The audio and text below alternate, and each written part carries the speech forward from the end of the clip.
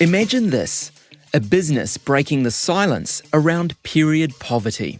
People feel embarrassed, they feel ashamed, they hide, and it's a subset of the wider issue of poverty in New Zealand.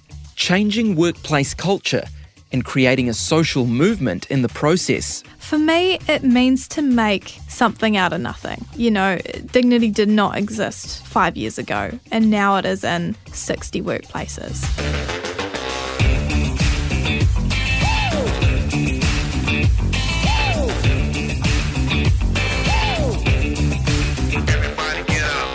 Kia ora, I'm Jahan Casanada, and welcome to Imagine This, a podcast about creative people bringing their wildest dreams to life right here in Wellington. My guest today is the co-founder of Dignity, Jacinta Gulasekharam. Hey, Jacinta. Kia ora. You have had a pretty wild few years with everything that you've achieved with Dignity. What is Dignity, and where did the idea come from? So Dignity started 5 years ago when my co-founder and I, Miranda, were flatting in Kelburn, and we went into a business boot camp and decided to create an app for period products so you could get tampons and pads delivered to your door every month. And we thought that was an awesome idea. But when we were doing our customer interviews and really talked to women about what they needed, it wasn't about the cost or convenience. It was around the unfairness of why aren't the products just there when you need them. At the same time, we saw a media story about girls missing out on school due to lack of access to products and that they would stay home and wouldn't attend. And so when we both watched that video, we were really upset. That's when we really learned about period poverty, because you knew about it in third world countries, but I think everyone was shocked that it was happening in New Zealand, that it was the silent problem. And immediately, of course, you want to go out and fundraise and get products for that school. But I think what the bootcamp was teaching us was how do you create a business model to actually sustainably solve that problem. And we'd seen the rise of Eat My Lunch and the impact that they had. So then we decided to pivot towards a period products in the workplace initiative. So where businesses would buy period products to provide in the workplace. So we wanted to have an impact model where we would give away the equivalent to those without access. So this is social entrepreneurship, right? This is a business that makes money from selling products to corporates, but then it takes those profits and it redirects them to give the products to people who need them, who can't afford them. Yeah, that's exactly right. What is the impact of period poverty? The impact of period poverty is that people miss out on opportunities. They miss out on work, they miss out on school, they miss out on sport, they use makeshift items, they're not in education, people feel embarrassed, they feel ashamed, they hide, and it's a subset of the wider issue of poverty in New Zealand. And it really is a hidden part, which is truly, truly awful. Why do you think it was hidden for so long? Why has it taken until the last 2 to 5 years for us to start talking about this? It was a hugely shame-driven topic, and I think Dignity came at a time when people were starting to feel open about talking about periods. But, you know, when I was at high school, you'd definitely still hide the tampon up the sleeve and you'd never use the P word, and you would use different phrases like Shark Week and those kind of ridiculous things because you didn't want to talk about it. It was an embarrassing topic. But I think with more people speaking out about it and social media and our young people are also amazing at being so much more open than we ever were. It was the timing that made it really great, and probably stories that were happening in the media for all of us to understand. Did you have a business background? Were you ever planning on going into business or being an entrepreneur? I always thought having a business was too risky.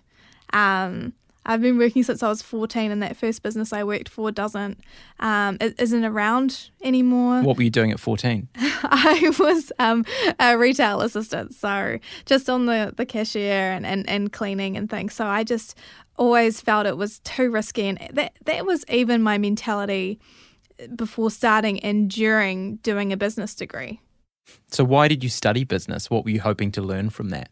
I really like the core subjects within business, that they seemed like really great skills that would suit me in a career. I loved economics, so I always knew I was going to do that.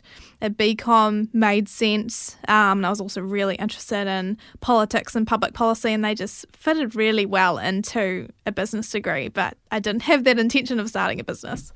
Why do you think so many people feel that way? Because there are a lot of people in this country who have great ideas but don't think that starting their own business would be viable. What's holding us back? I think there is a bit of that representation piece which has helped a lot more now. You see a lot more female entrepreneurs. So I didn't really see myself as an entrepreneur, that typical person that would start a business. And you really need that time and that money and that space, especially the headspace to start a business. So when we had 3 months in an incubator that had a stipend, that had mentors, that had a co-working space, it meant we could really deep dive in and feel supported and safe to fail. And I think a lot of it is around failure. Like with a business, you just have to be comfortable with failing on the daily. So this social entrepreneurship approach is quite different to how things might have been done 10 or 15 years ago, right? Because you would have thought, okay, that's a social problem. People need period products. Who's a charity or an NGO that we could ring up and chat to about that? What is the opportunity now for businesses and the role that businesses play around these sorts of social issues? I've got to believe that in the future all businesses will be impact businesses and have some element of social enterprise within their own business model, that we've all got to have a social license to operate in our communities, and not just, how we're looking after employees, but also how we're looking after and giving back to the community that we actually are residing within, I guess. So this is the way of the future in your mind? It is. And I think as well, the future employees, and you look at Gen Z and even millennials like myself, we need a purpose. We need more than just the bottom line to, be driving us to get up in the morning. So your original idea was to create an app that allowed people to order products. Then you realised that there was this massive social need and you wanted to reach people who weren't even getting those products in the first place. How did you set about doing that?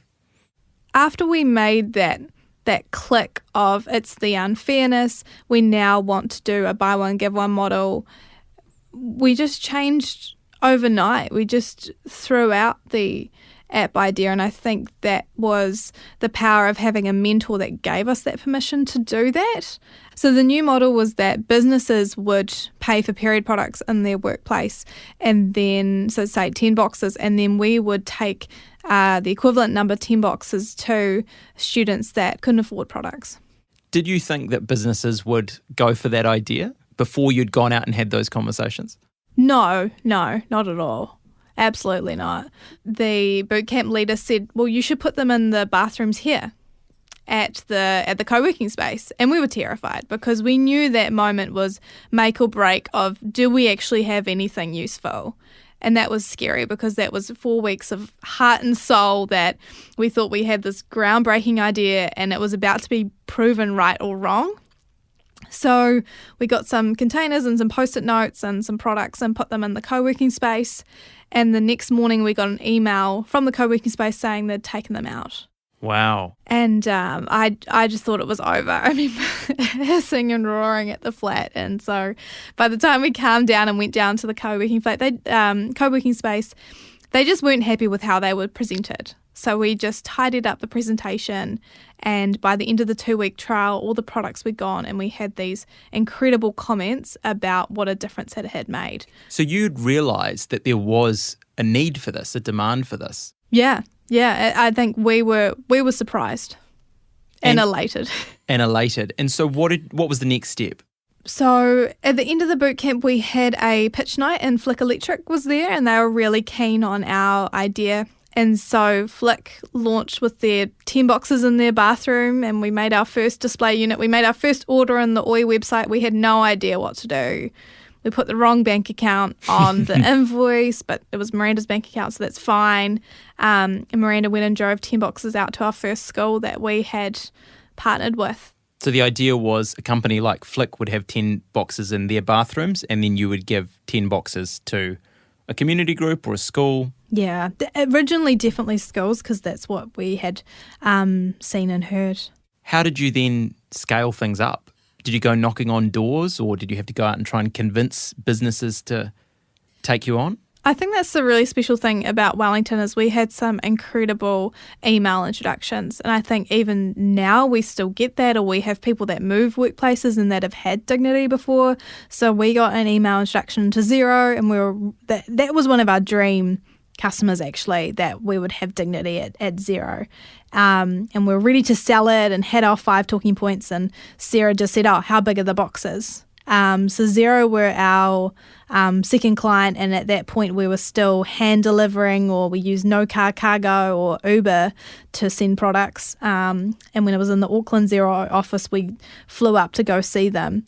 But then when we were on Radio NZ in about June 2017, and the head of HR for ANZ heard about Dignity and then called us up and said they wanted us in all their contact centres in New Zealand. At that point, we really had to scale from hand delivering to getting a storage unit, putting on a courier company, getting an ops manager. So we had to become a real business at that point. So up to that point, you'd been doing everything from where? From your kitchen table? From the flat, yeah, 100%. From your flat? 100% the kitchen table. Yeah, Miranda had so many boxes of tampons at the flat. Oh my gosh. So what was that life like back then when you were trying to get this thing off the ground? What did it feel like? It just felt surprising, and it still feels surprising in a really odd way. And I think that's what's been really fun about having my co-founder Miranda is we're just going along this journey together, being constantly surprised and delighted and humbled. You must have been expecting something, though, once you started to realise that companies were interested in this. Yeah, I think we did always have that intention that we wanted to normalise period products in the workplace. And whether that was doing our initiative or whether that was workplaces just picking up a box of tampons in their milk run or doing it themselves. And there's been some businesses that have done it themselves, not through us. And I think we wanted to start that movement, I think, is what we wanted and we could see. And now, especially 5 years later with 60 workplaces, we do see that actually. What about the traditional goals of a business like profit? What does that look like for a social enterprise? For a social enterprise, you definitely need to wash your own face, right? You need to be able to pay your employees. You need to be able to cover your costs. But that purpose and profit are exactly the same thing. They're aligned. So it's not a focus for us. We don't want to lose money for sure, because then that means that we can't operate and we can't live our purpose. So the profit is a means to an end, I guess. Were there people outside your initial prospective clients who were sceptical about this? Were there people in your own life who thought this was maybe a bit of a pipe dream? I think it's taken a long time for New Zealand to get an understanding of an impact business, because it is this black and white of, oh, you're a business or, oh, you're a charity, and we get mislabeled a charity, and we have to be careful to say, no, we're an impact business, and we've gone through the process of becoming a B Corp, and now there are more companies that are like that. So I think that took some time.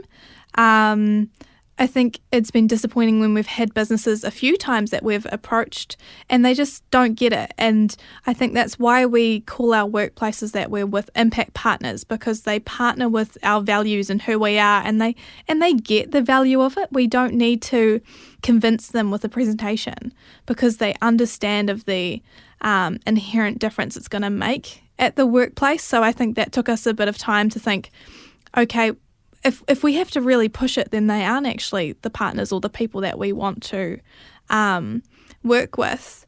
In the early days, there were a couple of people, and unfortunately, there were quite a few women. And I think that really hurt, because this is something that we're trying to empower women and take away this emotional burden of periods. And that really surprised me. And what were those people saying? I think questioning around, whether this is actually going to work. So they didn't believe in what you were doing? Yeah. And how did you push back against that inside your own head? Why were you determined to keep going with this? I think, again, having a co-founder is really important, and I've got an incredibly supportive family and friends as well. So when you're down, they're there to remind you of why you started it in the first place. What were the biggest barriers to getting this off the ground?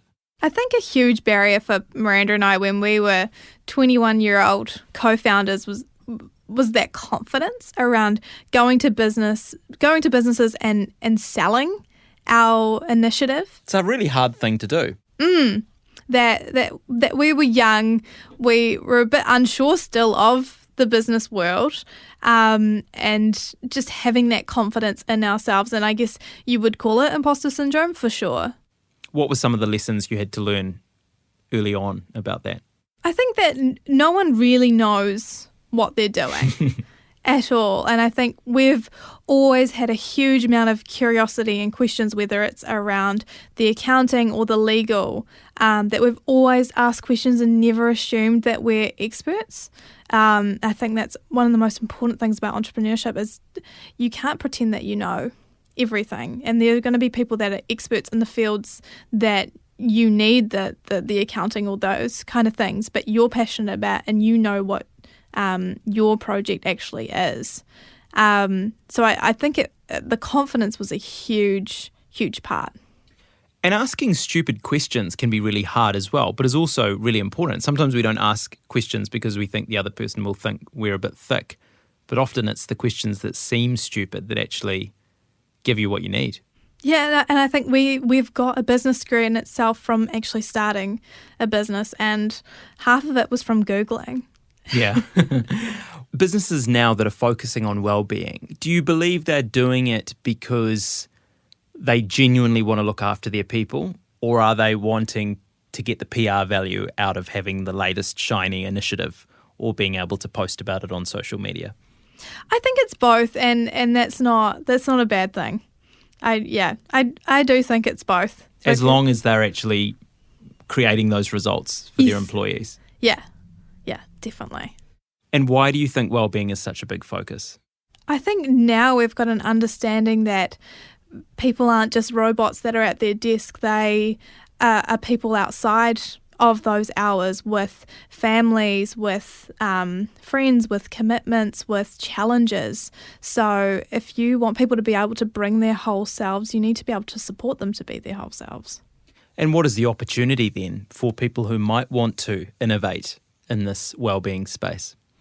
I think there's a huge amount of opportunity, and I think the best businesses solve selfish problems. What do you mean by that?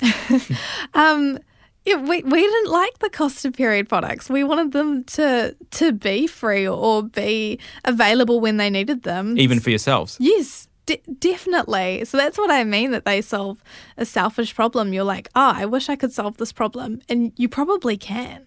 And that will then have a positive impact on other people as well. Yeah. And in your case, it's having an impact on people who couldn't even afford those products in the first place. You've been on this entrepreneurship journey for the last 4 or 5 years now. Has it been what you expected? No, the whole thing is very unexpected, and I still feel a bit uncomfortable with the entrepreneurship thing, and I don't know why. Maybe it's because that stereotype's still in my head. What is the stereotype? Oh, it's the Steve Jobs, it's the Elon Musks, it's that kind of thing. But I think more and more you're seeing incredible female leaders, like Sam Jones from Little Yellow Bird. I think of Atik. I think of our period underwear that we support. I think of Helen Robinson from Oi.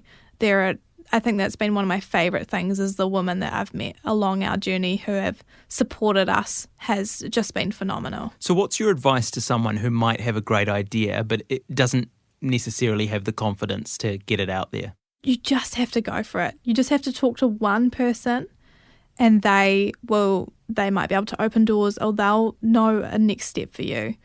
You just have to start. The starting is the hardest bit, and you are the only thing holding yourself back. You started your business here in Wellington as part of a business development program. What has it meant for you creating Dignity in this city?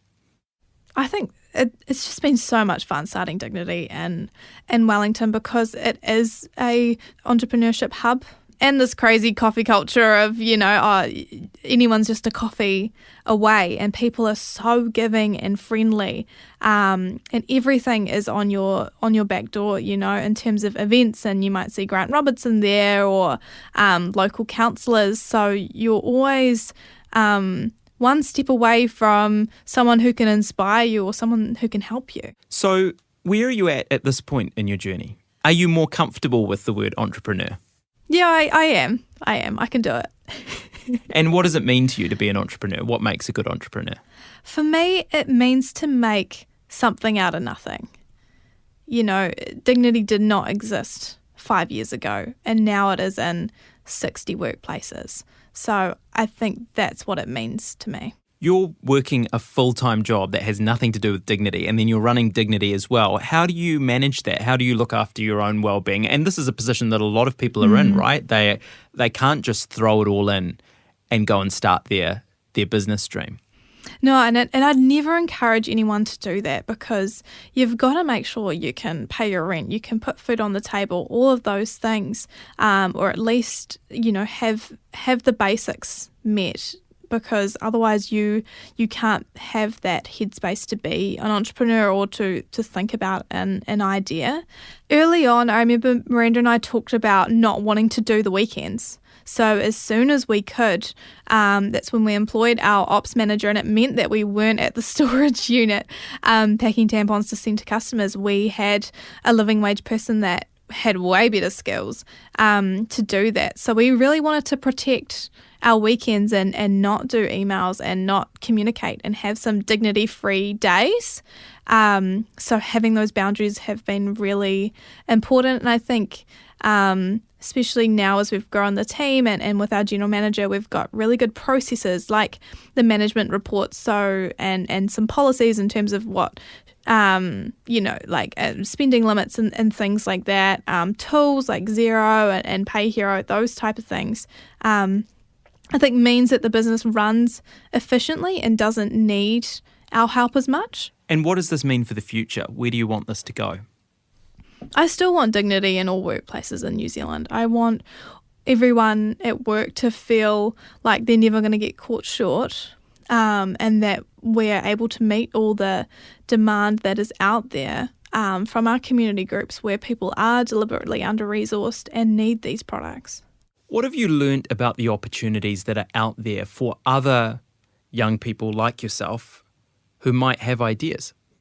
I think that there's always a way, and you just have to start, and where you end up might be completely different. We started with an app, and 5 years later we are not an app, and that is okay, and that was for the right reasons.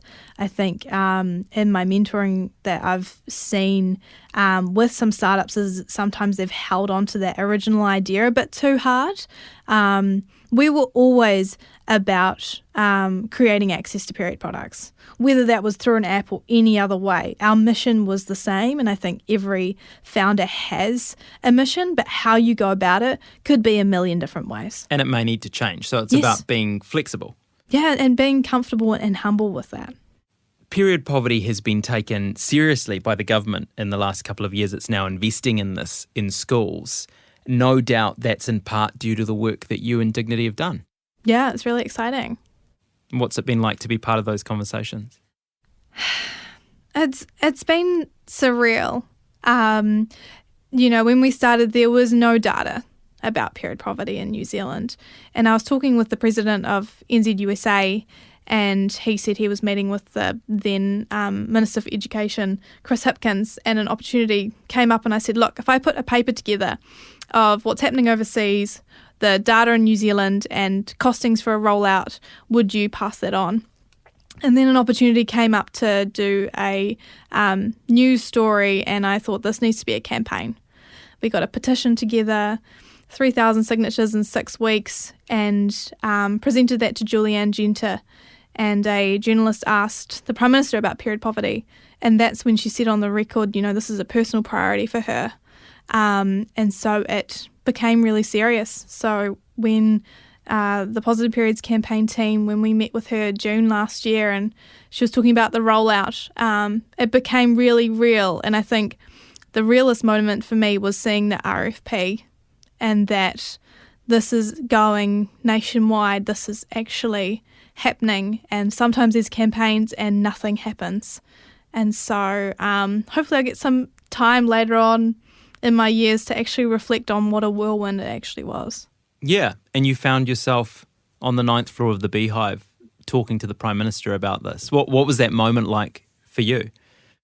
It was really surreal, and she was just in her stocking serving us tea and very down to earth, and we could ask her some really serious questions and provide her that grassroots level of understanding of the schools that we've visited over the past 5 years and what the rollout really needs. And, it's still an ongoing process, but New Zealand finally went for it. Jacinta, thanks so much for your time today. Ngā mihi. Imagine This is brought to you by Wellington NZ. Check out more episodes right here or wherever good podcasts are found. See you next time.